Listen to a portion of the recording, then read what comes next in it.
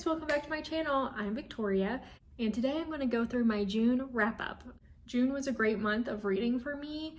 I read 16 books, which is definitely the most I've read in a month.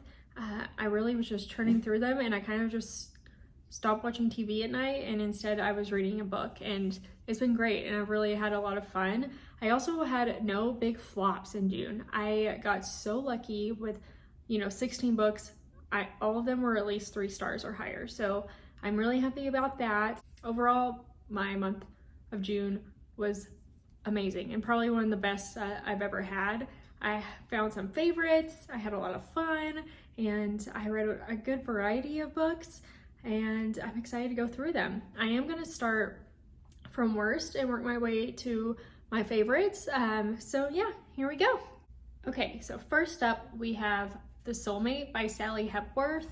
Now the summary of this is that this family moves into a house and it is on a cliff, and this cliff happens to be a place in a town where people go to end it all, and they jump off that cliff to RIP themselves. They haven't lived there very long, but they have had a few people come that were wanting to jump, and the husband has been able to talk all these people down until this woman comes and she is at the cliff. The husband goes and talks to her, and the wife takes her kids inside, calls the police, and then when she's trying to see what's going on, she just sees her husband on the cliff. The woman is not there and his hands are out, so that's what he sees.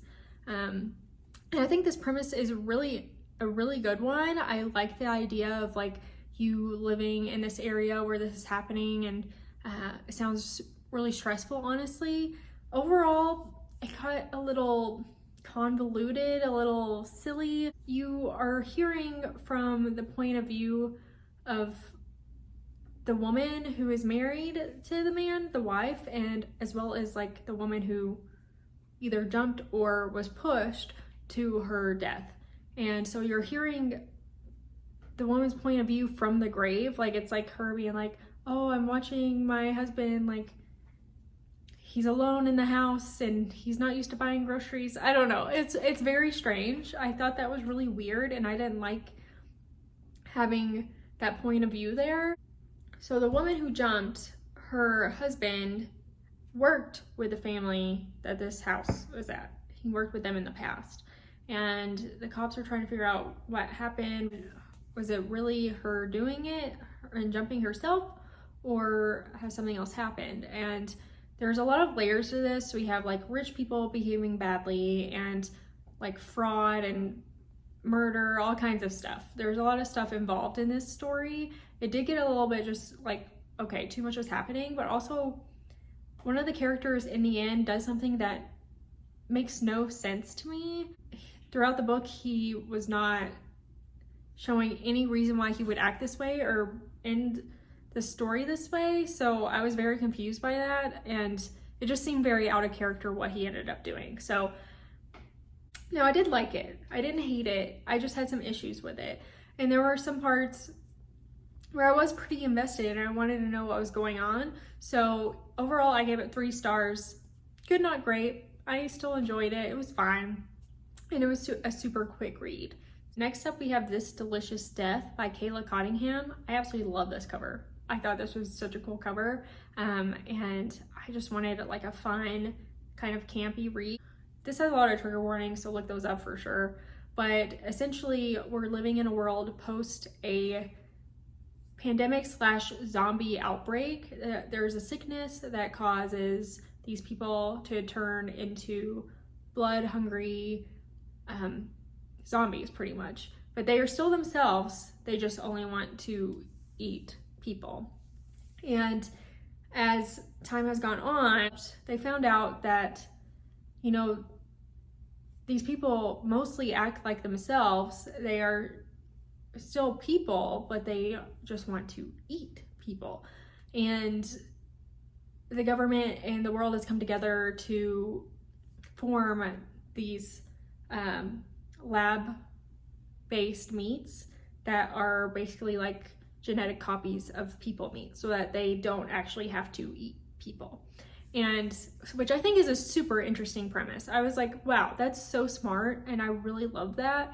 And I would have loved for like a whole story of just, you know, how this happened, and then getting to the end, and then being able to, you know, be normal people. And it does have like flashbacks, and it will go through stories of each character of when they changed and what happened to them, like right in within the first day or so of that happening to them, and when they had their first kill, basically. But the government forgave all of the murders that they committed at that time, because they were obviously out of their mind, and they have developed this technology and this food system that can help them eat. Now, not everyone has this sickness, so there's like a lot of stigma against them.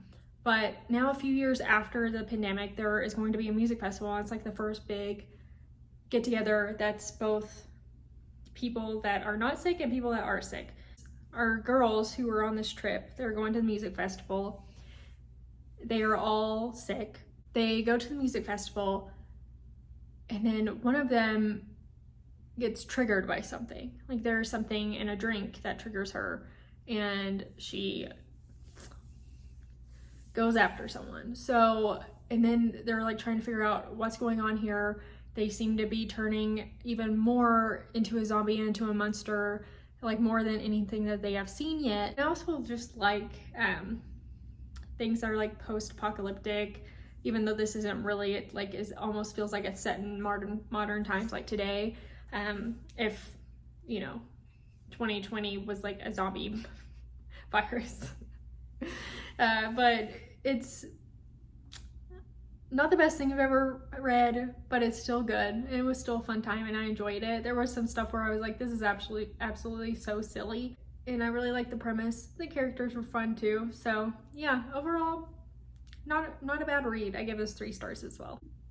Next, we're going into my 3.5 stars. First up, we have Comfort Me with Apples by Catherine M. Valent. I really enjoyed this. It's like a novella, very short. You should read it. It's really short. It's kind of like, think Stepford Wives or Don't Worry Darling, like in that realm. Where's this woman living in a world that is just everything's perfect and pristine, but like something is off. And I'm not gonna say much about it because obviously it's so short. It's just, I think it might have even been just like 100 pages. It was very short, so I don't want to give anything away, but I really did like the twist. And I know a lot of people are gonna hate it, but I really enjoyed it. I thought it was so smart. And the last few sentences, I was like, oh, you get it? I got it. So yeah, I definitely recommend this. I almost gave this 4 stars, but I am a little conflicted by it. I'm going to stick with 3.5 for now. Next 3.5 stars is Pineapple Street by Jenny Jackson. Now, first off, I don't know if I was in the right place to read this. I wanted it to be something that it wasn't. Now, it's about rich people and a rich family, and it follows like multiple people in this like ultra wealthy family, but it also follows this woman who has married into it and has been not super accepted by his family because she comes from, you know, a middle class home. All the people involved are pretty crappy. I mean, some of them end up having some arcs and growth, but overall I was pretty disappointed in where the story went. And it almost, like, I think it wanted us to feel like they had made huge changes and were being better people, but I didn't feel that way at all. And there's also one character in it that was kind of insufferable, even though something horrible like happens to her in her life, but still I'm just like, you are an awful person. And I couldn't feel bad for her. I had a really hard time being empathetic through it all. So it just threw me off. I expected something really different, and overall it just fell flat for me, but I didn't hate it. Overall, it wasn't as good as I wanted it to be. I had heard a lot of good things about this book, and it was just okay. I mean, it wasn't bad. I liked it. I do love stories about wealthy families and rich people. I really enjoy those. Mostly I like them where it's like rich people behaving badly, but this doesn't really quite hit that mark. They're just like shitty rich people. So, you know. Next, I have a book club read that I'm in with some girlfriends. It's Garden Spells by Sarah Addison Allen. Now, this is just like a super cozy, easy read. There's a little bit of mystery and suspense, but overall, a pretty simple book. It's about a woman who has left a bad marriage where the husband was abusive, and she goes back to her home after, you know, she had traveled across the country, stayed in many different places, hopped around, and kind of like lied about her identity and who she was. And she eventually settled with this man that she married, and they had a kid, and that's why she settled with him, because otherwise she wouldn't have, because he was a horrible person. But she did because of the kid, and then eventually things got so bad that she left, and the only place she knew that she could go that he wouldn't fight her was her childhood home, because he didn't even know her real name. So we go to this home. There's a little bit of fantasy in here. There's like, their house supposedly has like a magic tree and has magic plants. Most people think like they're witches that live in this family, and kind of like practical magic-esque, but it's about our character going back home. Her sister lives in her childhood home still, and she has this business, catering business, using the plants from her garden, and some people believe that they have magical powers depending on what the ingredient is, which I think is really cute and kind of whimsical and magical. I like that. And overall, it's just like about her rebuilding this relationship with her sister. Will she meet another person, like romance, dealing with people from high school, and then also dealing and grappling with leaving that horrible relationship. It was a really cute, wholesome read. Like, if you want something that's just like cozy, especially if it's for like spring or summer, like if you're gonna just go sit in the park, I think this is a great read. I mean, there's nothing like outstanding about it. It's exactly kind of what I thought it was gonna be, which is fine, and I liked it. So I gave it 3.5 stars, and I would recommend it. Okay, next up we have Emily Wilde's Encyclopedia of Fairies by Heather Foley. Now, I talked about this in a reading vlog, so I won't go super in depth into it, but overall, the cover looks so summery. Have you ever seen a more summery cover? Well, guess what? It's not. It's based in the winter time. It is snowing. From the very first few pages, it starts snowing, and it doesn't stop. So I was like really confused by that, because looking at the cover, I was like, there's mushrooms and flowers. This is gonna be a perfect summer read. No, but it is cozy, cute. The fairies are actually, there's a lot of really dark ones and like scary ones, which I thought was cool. They're not all like, oh, sweet fairies. They're actually kind of mean. And we're following this professor who is trying to study and build an encyclopedia of fairies, because in this world, fairies are very obviously real. And there are shenanigans. They get into some trouble and issues, and they're trying to save people in this town, and lots of different aspects. And there's a little bit of romance in there that at first I did not like, but it ended up growing on me, and I ended up liking it in the end. Overall, I think it was a really sweet read. I think if I read this in like February or March when it was like cold outside, but I was like getting ready for like it to turn into spring or something, I feel like I would have had a much better time reading this. I'm such a seasonal reader that it took me out of it a little bit, but I liked it. I think it's cute, has a little bit of edge though, and overall not bad. If you are interested in fairies, I think you should definitely give this a go. Like, if you like the fae fantasy area, go for it. I think you should definitely give this a read. Okay, now we're into the 4-star reads. First up, I have All the Sinners Bleed by S.A. Cosby. Now, this is a book not for the faint-hearted, and I wanted this to be really scary, thriller, suspense, and I didn't quite get that. It's more of a crime fiction, and we're following the first Black sheriff in this really small town in Virginia, and there has been a school shooting, and but the shooting is just like the tip of the iceberg, to where it starts unraveling this web of murders of mainly Black and brown children, and that's been happening under this town's nose, and like no one even knew it was happening, and them trying to solve that murder.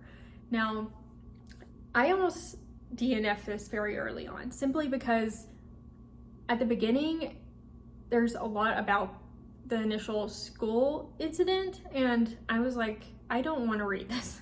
Like, I honestly was just like, I wanted this to be like really scary, and I had no idea it was about like that had anything to do with this book, and I didn't think I was quite in the headspace to read that. But then it turned, and they discover, you know, these murders that are happening, and more starts being involved in that, and it's mainly just like a crime fiction mystery trying to solve this mystery and trying to solve these murders.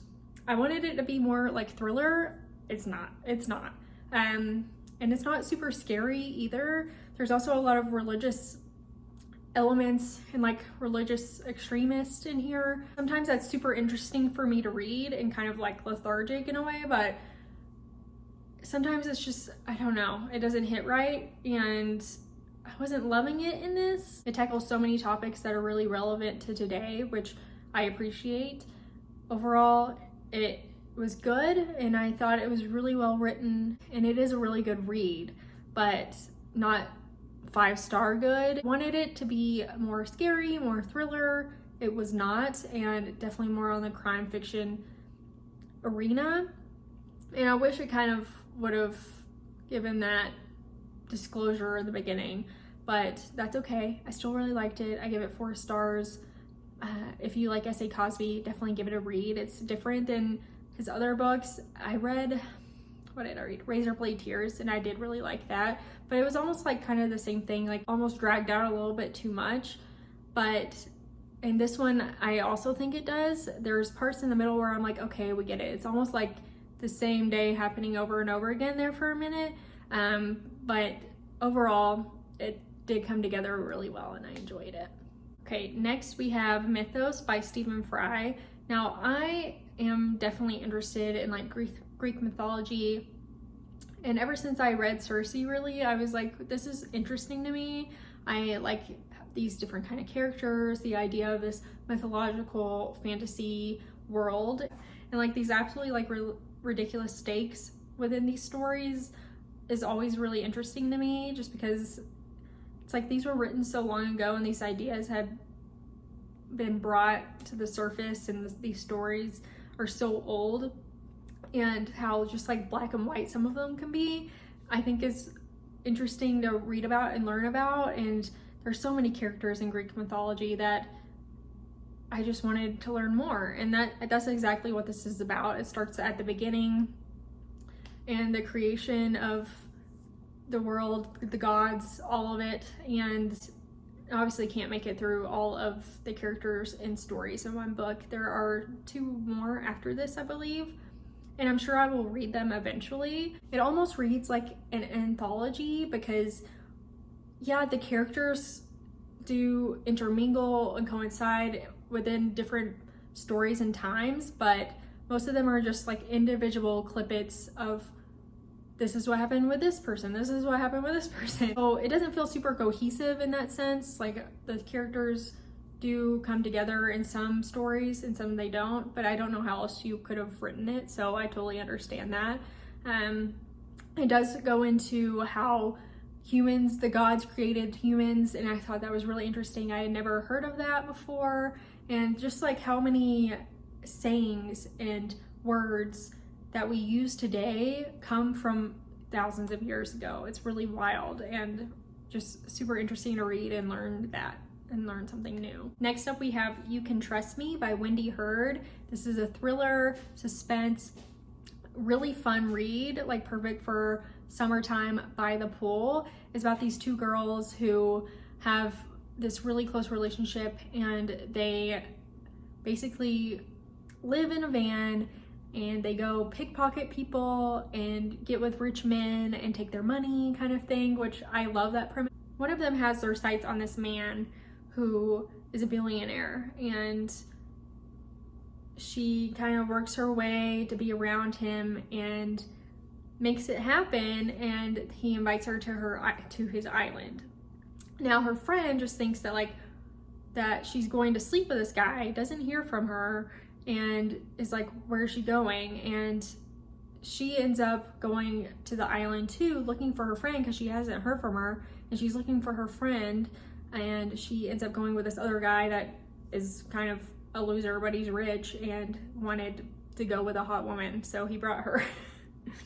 But the whole book is her trying to find her friend, doesn't know where she is, she's not showing up, as everyone's kind of being really big and spooky. They had to give up their phones to go to this island, and there's no contact with the outside world, so it's very much like isolation, and you feel that while reading it. You feel the isolation and them being trapped on this island, which I thought was pretty effective at making it like spooky and really building up that intensity. There's some really good twists in here.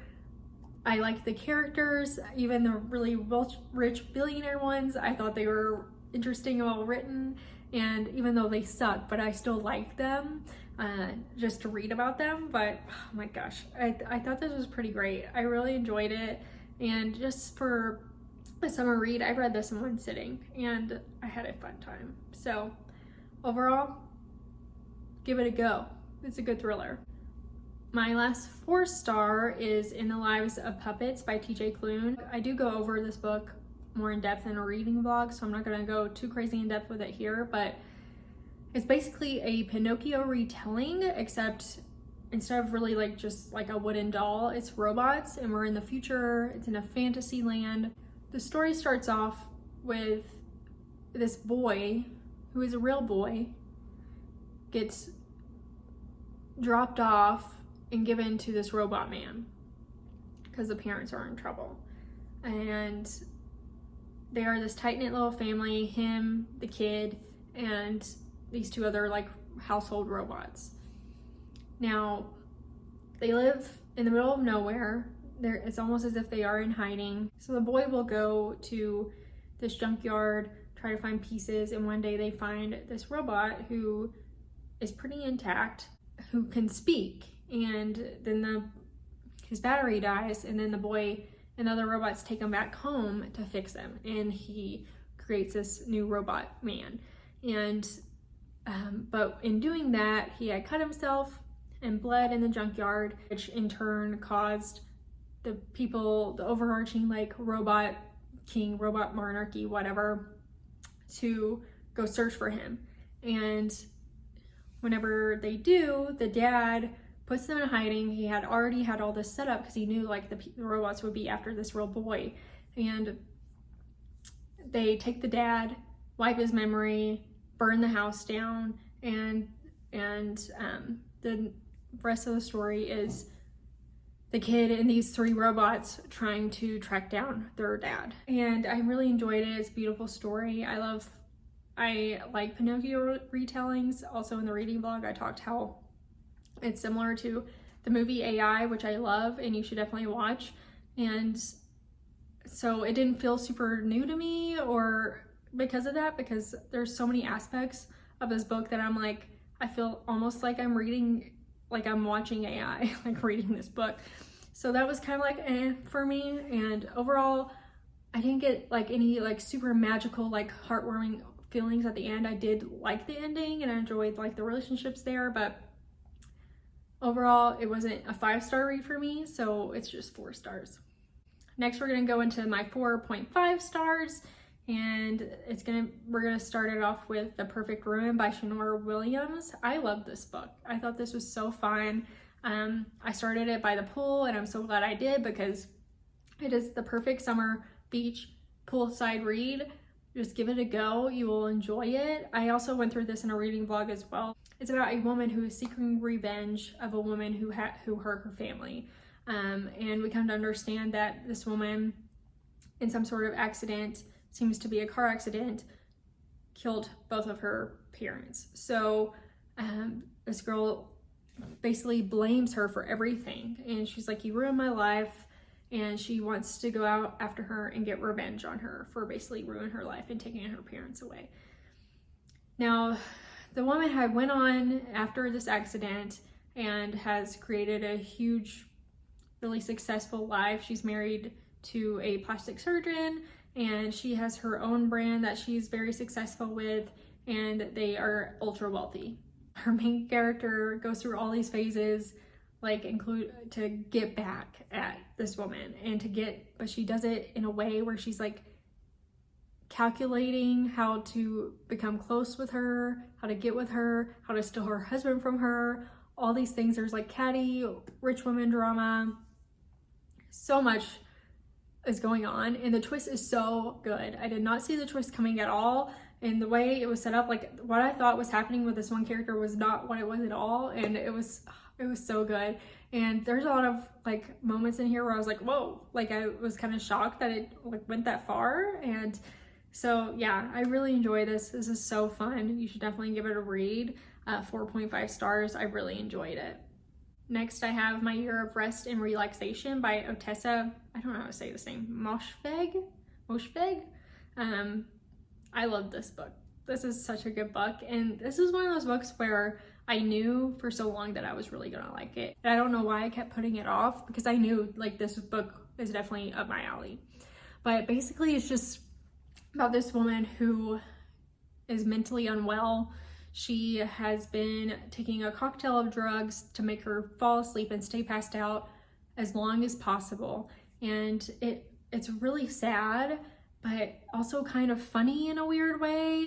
It's about depression and anxiety and the weight of the world, and how this woman like coped with it, but in the worst possible way imaginable. It's basically just about her mental breakdown, like depressive state, and we're hearing like this string of consciousness through it all. And it's not even like there is a full like plot, but I loved it. It's really good. I think it has a lot to say about relevant topics, and it was just, I was invested to see what was happening with this woman, and I couldn't put the book down because I was like, what's happening next?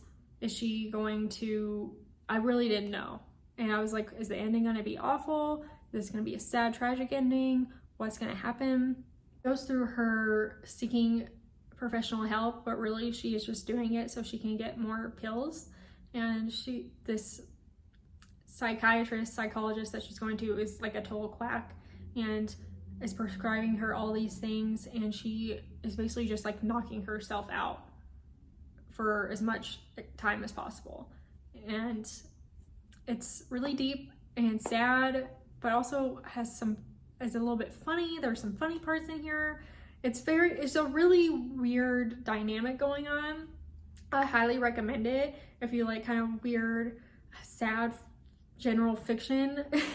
I have a tag on Libby called I'm a Weirdo, and it's just like where I put books that I'm like, this sounds super weird and I want to read it because I like some weird stuff sometimes. So like if you like Bunny, I think you'll like this. So it's a very different dynamic, of course, but kind of in that same like mental, like what is going on in this person's head kind of thing. Next, we have a Grady Hendrix book. We have How to Sell a Haunted House. Now, I'm a big fan of Grady Hendrix. The Southern Book Club's Guide to Slaying Vampires was probably my favorite book last year. I loved it. And Grady, he does this like amazing balance of camp and horror that I haven't really seen anyone else do. Like, it's just the perfect balance of this is like so silly, but also so good and effective. And he does that with this book. Like, the premise is about a woman who goes back home. Her parents pass away. She goes to take care of this house. She never goes home. She's dealing with a crappy brother. And, but there's something in this house. And her mom collected all these puppets and all these dolls.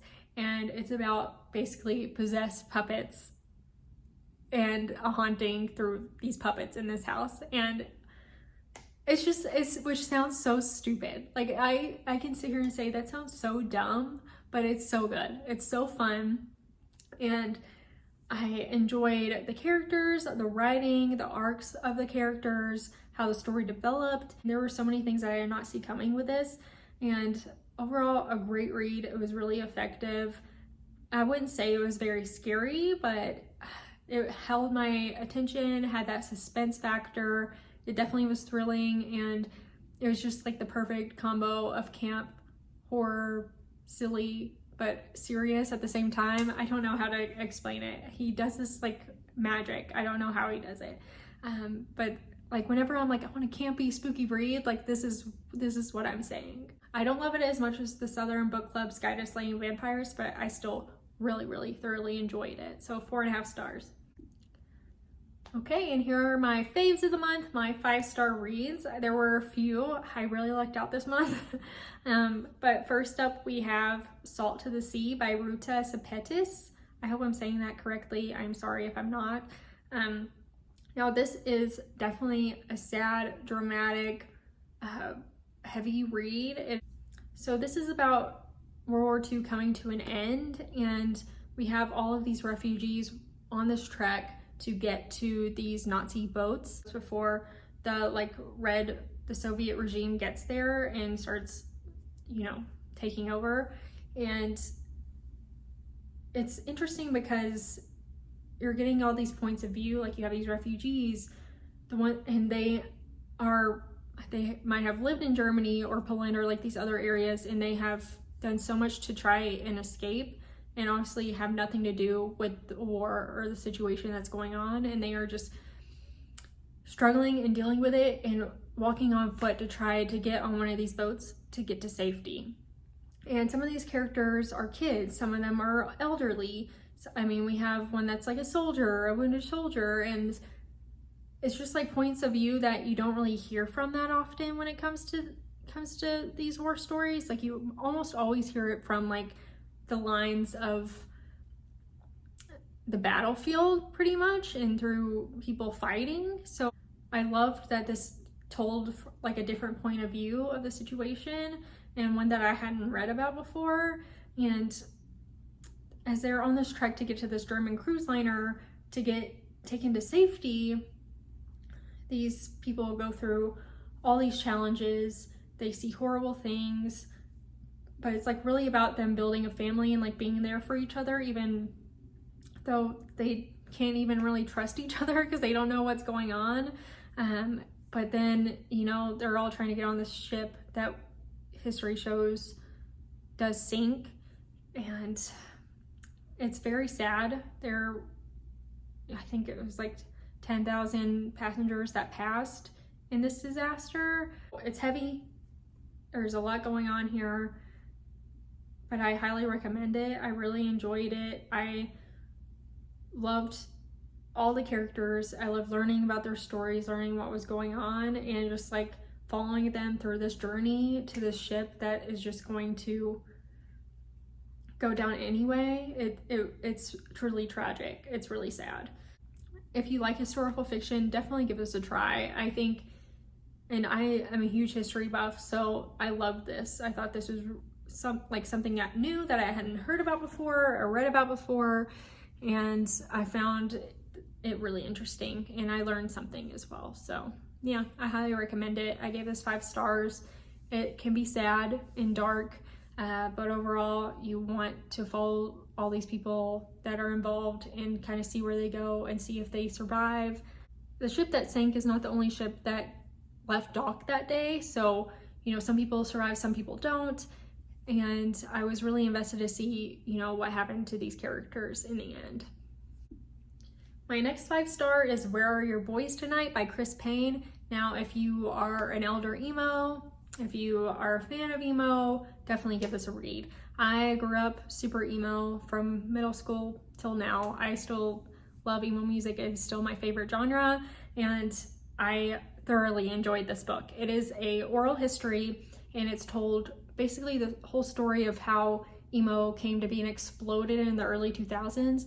It talks about, like in quotes from people within the scene, it pulls together this story, and it's told so well, and it's honestly kind of shocking because it is just using quotes from these people. So quotes from all sorts of people, like people that are managers, tour managers, people from alt press, and all these like different aspects of the music industry, but as well as some of our favorite people like Burt McCracken from The Used, and Max Bemis from Say Anything, and Chris Carrabba from Dashboard Confessionals.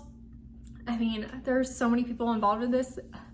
Aaron Gillespie, Haley Williams, Arian Ritter, there's so many. It's like kind of shocking how many people are involved. Pete Wentz, and they have quotes, like actual quotes from all these people, and you feel like you're really getting like an inside scoop to what went down in the early 2000s with the scene, and I thoroughly enjoyed it. I loved it so much. I learned some things, and there's like Bert and Gerard Way drama in tea, and there is like the brand new Take It Back Sunday tea. They do a really good job at not glorifying Jesse Lacey, which I super appreciate, because I was worried about that. And even at the beginning of the book, they like mention like everything that they're saying where they contributed to the emo scene. They don't want to glorify this person. And you know, also throughout the story you hear other stories of Jesse and how he was just a piece of crap anyway. So yeah, if you like emo music, definitely read this.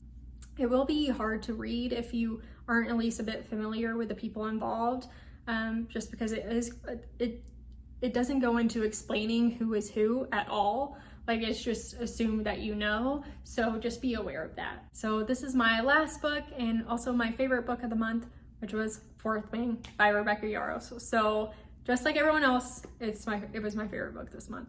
Every fantasy like this that I had picked up in recent past, I had been disappointed by. So when I picked this up, there were so many good things going around about it, but I didn't have really any hopes for it at all. I did not. I was like, this probably isn't for me, just because I've had such bad luck with fantasy recently, and I honestly just thought like fantasy wasn't my thing, which is crazy to think about. Like, I just thought it wasn't my thing anymore.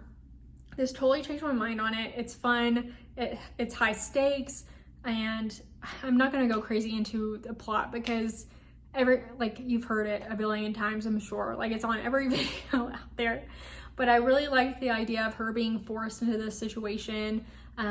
Is it a little bit unrealistic? Yeah, like there's definitely things about this that are totally unrealistic, but also it's like a fantasy world. And I think that once it started and she goes to the first competition, and it kind of like how intense and how, people die in this competition, it happened so fast. I was like, oh, okay, that's a little dark, that's a little different. And I really enjoyed that. I love the romance in this, and I am not a romance person, but I did like the romance in this. I thought it was spicy. There are some really good scenes that I thoroughly enjoyed, and overall I liked most of the characters. I liked the guy a lot. I liked him a lot.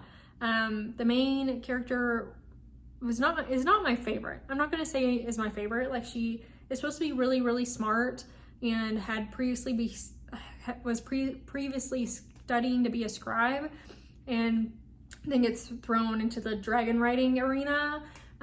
So she does do some stupid things that I'm just like, you're supposed to be really smart, which is always a pet peeve of mine when it comes to reading and books. But overall, it's great. It's fun. I had so much fun reading this. I ate it up. I loved it. And I mean, I think everyone should give it a go. I'm sure for some people it's not for them. And I thought it wasn't for me, but it turned out it was. And I loved it. And I think it kind of like re-sparked my love for fantasy. And I'm excited for the next one to come out. That's all of my books that I read in June. I had such a good month, and I think that I am on track to read just as many in July. So please stay tuned. I have reading vlogs up. I'm going to be reading a lot of spooky stuff for Summerween. And yeah, I'm looking forward to more reading vlogs. If you want to see what I have planned to read in July, I have a TBR up. I also have a couple of Summerween reading vlogs up if you want to check those out as well. So yeah, I can't wait for what's next and what's to come. And especially, we're nearing towards, I know it's only July now, but we're nearing towards spooky time, spooky season, and I'm so excited about reading for those. So yeah, thank you so much for watching. If you could subscribe and like. I am new to this. This is totally new to me. I don't really know what I'm doing, to be honest, but that's okay. I'm going for it. Have you ever done something where like you wanted to do it for a long time and you just were making up excuses? Well, that was kind of me with this and YouTubing, and I was like, no. One day I woke up and I was like, I'm gonna do it. I'm not gonna be embarrassed. I'm gonna film in front of Drew, of my boyfriend, and I don't care. Like, I'm gonna do it because I want to talk about these books. I don't know anyone that reads as much as I do, and they probably would just get annoyed if I talk to them about these books like this. Like, they'd be like, okay, we get it, you read a lot. But, and I'm in a book club with some girlfriends, but overall, I just like wanted to talk about these books that I love and things that I'm passionate about, and that's why I'm doing this. And I hope you enjoyed. Please like and subscribe. I think that would really help me. If you have any questions, feel free to put them below. I will answer them all. So yeah, have a great day.